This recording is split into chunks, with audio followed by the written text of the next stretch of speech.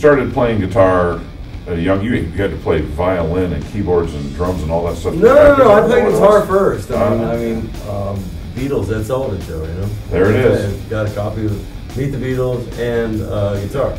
My parents thought, oh, isn't it cute that he likes all this stuff, and never thinking that I was going to actually make a living doing it. What was the first guitar?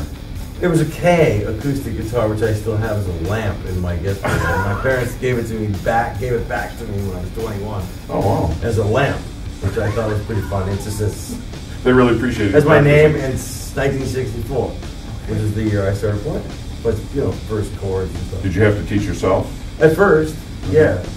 You still play every day, though. I try. 3-4 hours a day? Wow, not as much as that. Sometimes I get into it if I have the luxury of being alone, and which isn't very often.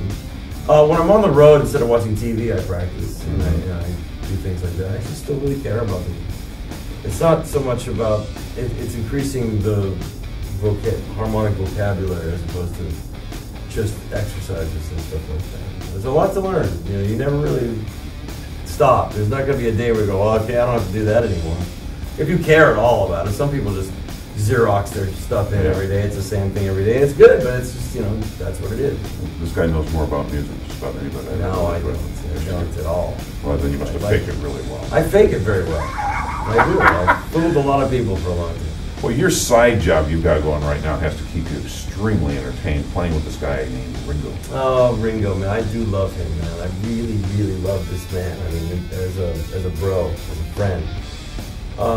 Obviously, the Beatles thing is huge in my life. Huge, Yep. But, 3 years later of being in the band and just being his friend, just a lovely, funny, giving, generous. He's like everything you'd want him to be, and then some.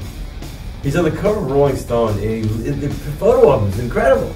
This guy's going to be 75 years old in a couple of months, and he looks like he's 40, and it's no plastic surgery. It's all real. This guy just lives right, laughs, and enjoys life. He's a real inspiration. I adore the man, actually, in a non-weird way. Really. We're not even going to go into weirdness. No, we have plenty weird, but I mean, I have too much respect for the cats. Let me mention this band that you're playing with, too. You got Greg Bissonette. Yeah, drums, another kid from the Valley. Yes, dear friend. He's the one that actually kind of got me into all that. I got to give him credit for bringing everybody down and saying, you should get him in the band. He's like perfect for this. And great, he pushed for me. Beatles fan. Oh, that was a bigger one.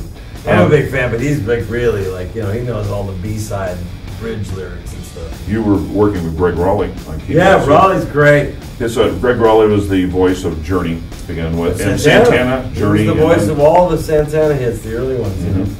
Incredible organ player. I've never heard anybody play Hammond like that. He owns that. That's his axe.